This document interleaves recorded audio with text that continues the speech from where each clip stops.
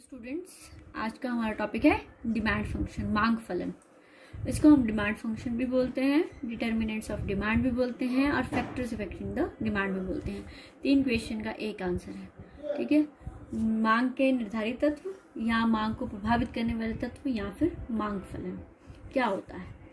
तो मांग फलन से हमारा अभिप्राय क्या है? dx is the function of px, price of related commodities, y is income, t is tastes, e is expectations, p is population and yd is distribution of income।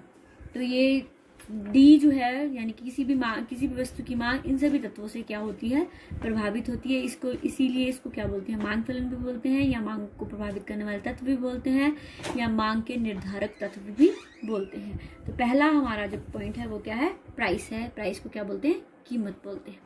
तो आपने पढ़ा ही है कि अन्य बातें समान रहने पर कीमत, एक वस्तु की कीमत और उसकी जो मांग है उसमें कैसे संबंध होता है?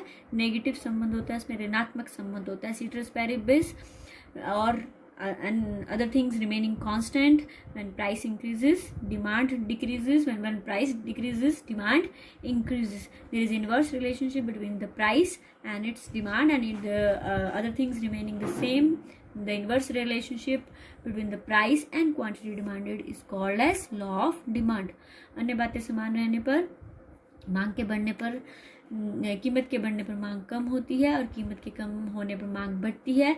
ये हमारे पास क्या कहलाया जाता है? मांग का नियम कहलाया जाता है। दूसरा है प्राइस ऑफ रिलेटेड गुड्स, अन्य संबंधित वस्तु की कीमतें। 2 प्रकार की हमारी वस्तुएं होती हैं, एक होती हैं सब्स्टिट्यूट गुड्स और एक होती है हमारे पास कॉम्प्लीमेंट्री गुड्स। एक है हमारे पास स्थानापन्न वस्तुएं, एक हमारे पास होती है पूरक वस्तुएं। सब्स्टिट्यूट गुड्स क्या होती हैं? सब स्थानापन्न वस्तुएं वो वस्तुएं होती हैं जिनको एक दूसरे के स्थान पर यूज किया जाता है। Substitute goods are those goods which can be used in place of each other, that is tea and coffee, cold drink and juice, ठीक है। तो ये हमारे पास क्या है? जैसे टी नहीं है तो कॉफी, कॉफी नहीं है तो टी, इसी तरह से जूस नहीं है तो हम कोल्ड ड्रिंक पी सकते हैं, कोल्ड ड्रिंक नहीं है तो हम जूस पी सकते हैं। तो ये क्या है? सब्स्टिट्यूट गुड्स हैं। तो जो सब्स्टिट्यूट गुड्स हैं उनकी एक की the price of one and demand of other have positive relationship. दोनों के बीच में कैसा रिलेशनशिप होता है? पॉजिटिव, धनात्मक संबंध है। एक की कीमत दूसरे की मांग में जो है कैसा संबंध होता है? धनात्मक संबंध होता है। जब चाय की कीमत बढ़ती है तो किसकी मांग बढ़ जाती है? कॉफ़ी की मांग बढ़ जाती है। कॉफ़ी की कीमत बढ़ती है तो किसकी मांग बढ़ जाती है? चाय की मांग बढ़ जाती है। तो इसी तरह से अगर चाय की कीमत कम होगी तो कॉफ़ी की कीमत की मांग क्या हो जाएगी? कम हो जाएगी, क्योंकि हम चाय की मांग करना क्या कर देंगे? शुरू कर देंगे। तो इसलिए एक की कीमत और दूसरे की मांग में कैसा संबंध होता है? धनात्मक संबंध होता है, पॉजिटिव रिलेशनशिप होता है। दूसरी आती है हमारी कॉम्प्लीमेंट्री गुड्स। कॉम्प्लीमेंट्री गुड्स वस्तु किसको बोलते हैं? पूरक वस्तुओं को बोलते हैं। पूरक वस्तुएं क्या होती हैं?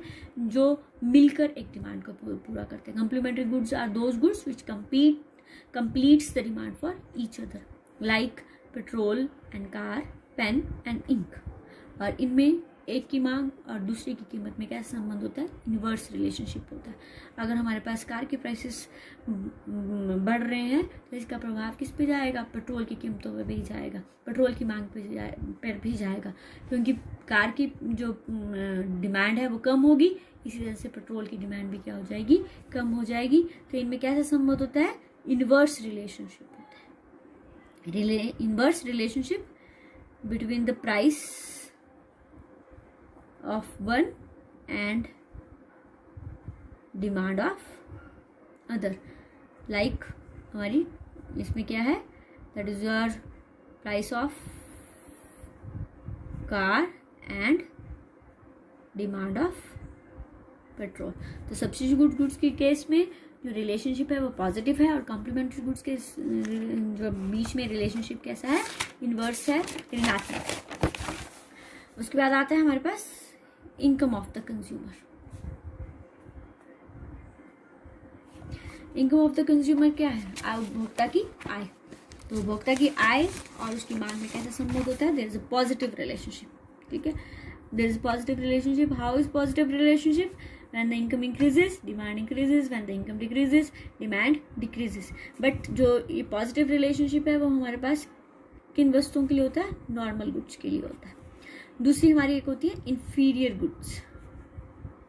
Inferior goods are those goods whose income effect is, that is, are negative, means when income decreases their demand increases, और when income increases their demand decreases। जैसे आपके पास बाजरा हो गया या आपके पास क्या हो गया, गुड़ हो गया, इन वस्तुओं को हम कौन सी वस्तुएं बोलते हैं? इंफीरियर वस्तुएं बोलते हैं, क्योंकि जब उपभोक्ता की आय कम होती है तो वो लोग क्या करते हैं? इन वस्तुओं की डिमांड करते हैं। जैसे जैसे उपभोक्ता की आय बढ़ती जाती है वो अच्छे पदार्थों की जो है डिमांड करना शुरू कर देते हैं। जैसे आपके पास मोटे चावल या परमल चावल होते हैं और बासमती होती है। जब उपभोक्ता की आय कम होती है तो वो किसका यूज़ करते हैं? मोटे चावल का यूज़ करते हैं। जैसे जैसे उनकी इनकम बढ़ती जाती है वो मोटे चावलों की डिमांड कम करते जाते हैं, और जो आपके बासमती है उसकी डिमांड को क्या करते जाते हैं? इंक्रीज करते जाते हैं।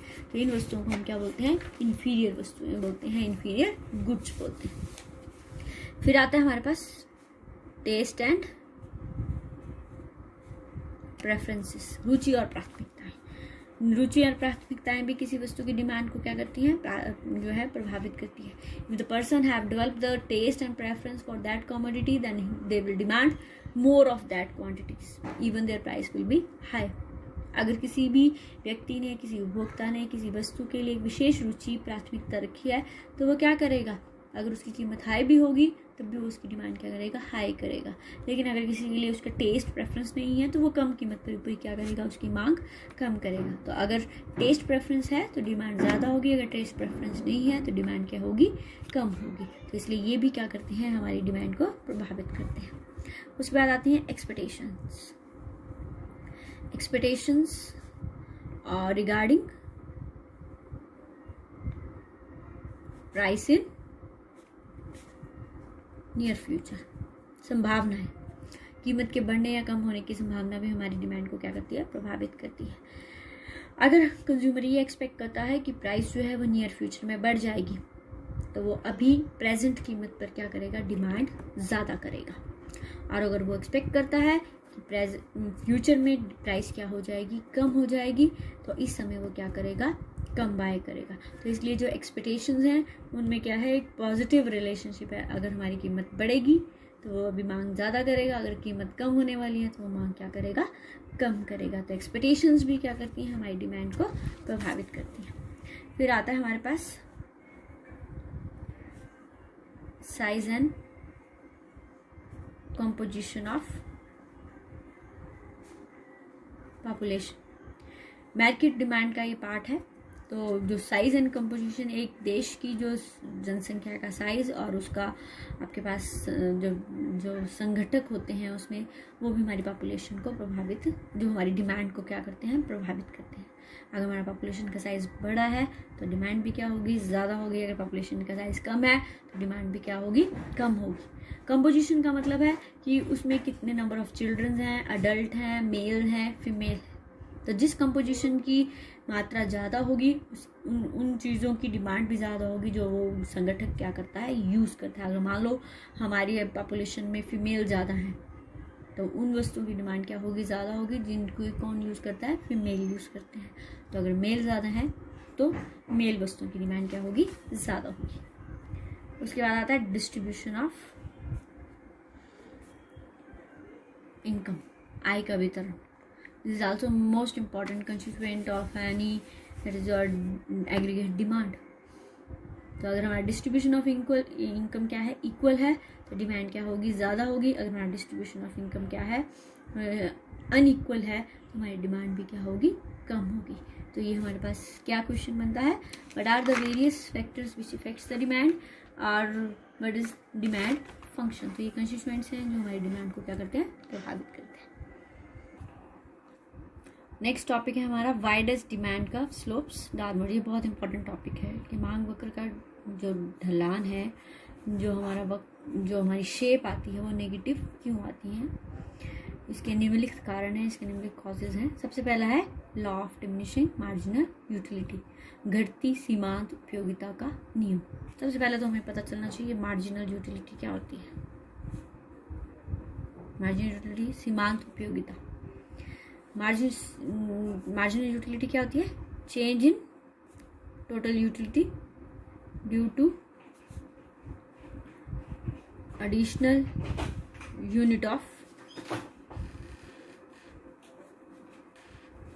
commodity, MUF MUN of TUN minus TUN minus 1।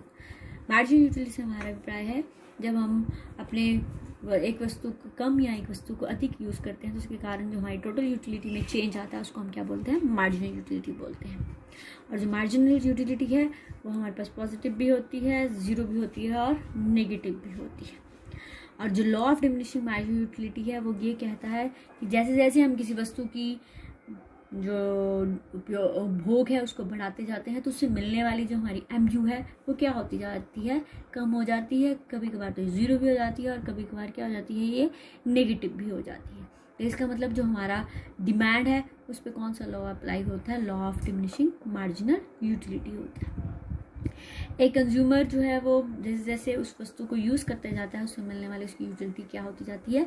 कम होती जाती है।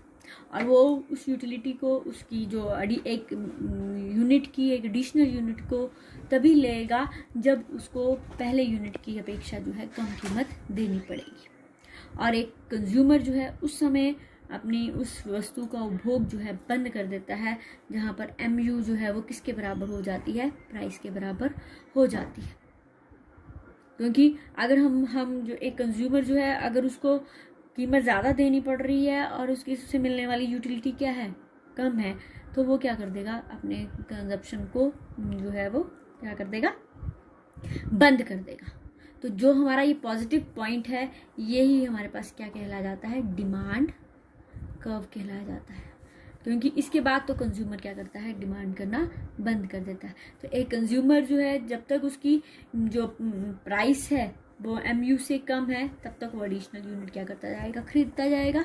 लेकिन जब उसकी MU जो है प्राइस के बराबर हो जाएगी तो वो कंजप्शन क्या कर देगा? बंद कर देगा।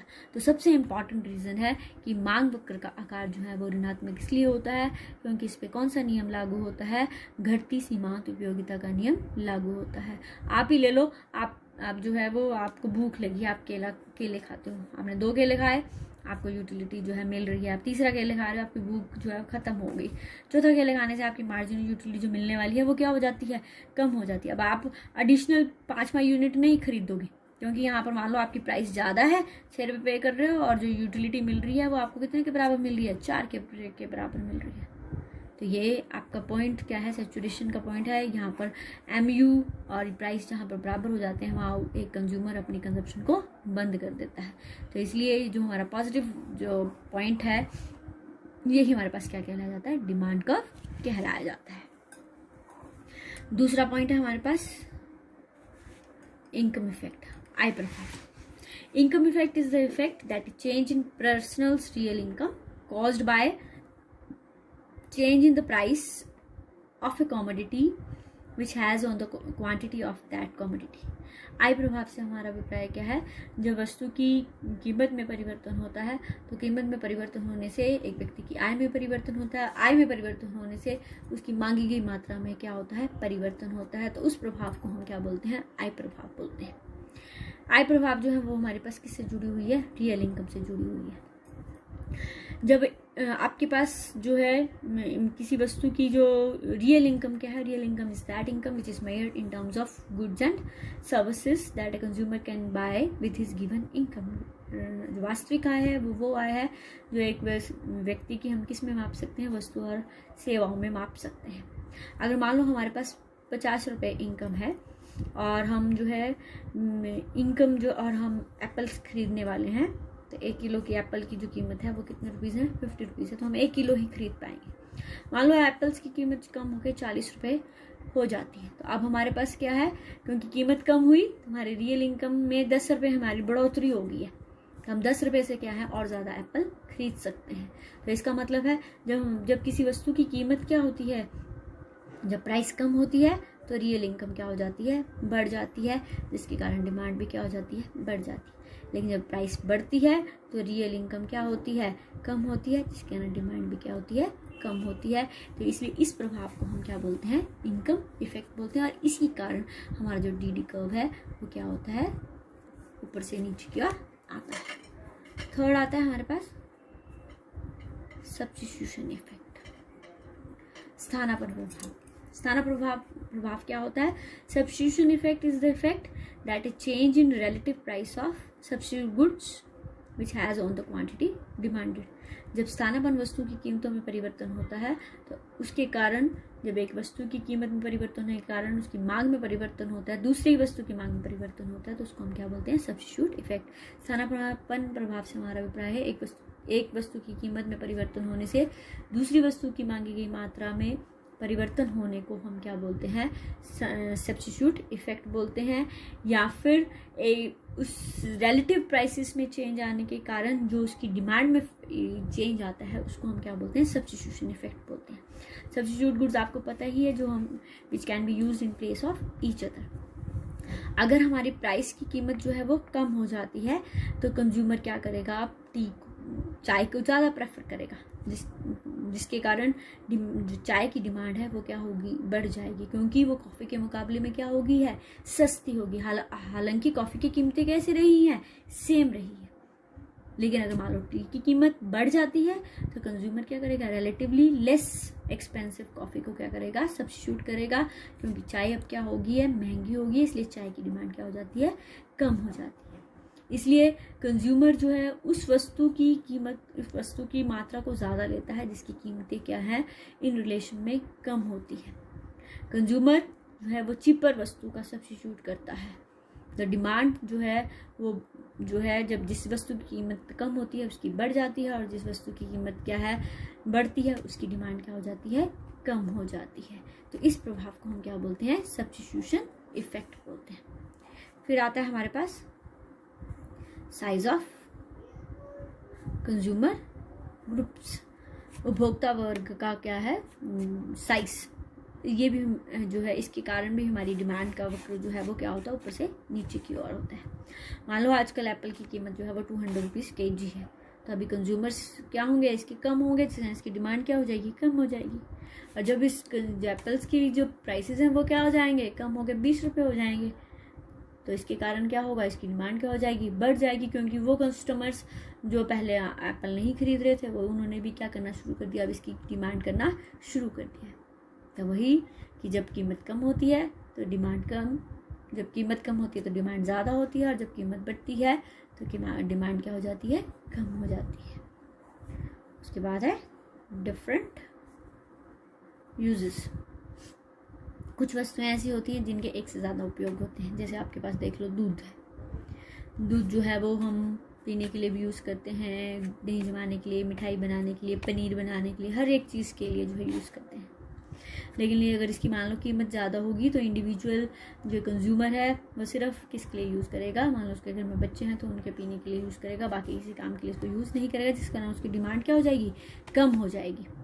लेकिन अगर दूध क्या है आपके पास, उसकी कीमत कम है तो इसका उपयोग बड़ी सारी चीज़ों में किया जाएगा, जिसमें इसकी डिमांड क्या हो जाएगी, बढ़ जाएगी। तो वो वस्तुएं जिनके अल्टरनेटिव यूजेस होते हैं, जिनके एक से ज़्यादा उपयोग होते हैं, अगर उनकी प्राइसेस कम होती है तो उनकी डिमांड क्या हो जाती है, बढ़ जाती है, जिसके कारण अगेन हमारा डिमांड कर्व क्या है, ऊपर से नीचे की ओर होता है। तो ये बहुत इंपॉर्टेंट हमारे पास क्वेश्चन है कि why does demand curve slopes downward. तो इसके 5 रीजन हैं जिसके कारण हमारा मांग वक्र जो है ऊपर से नीचे की ओर होता है।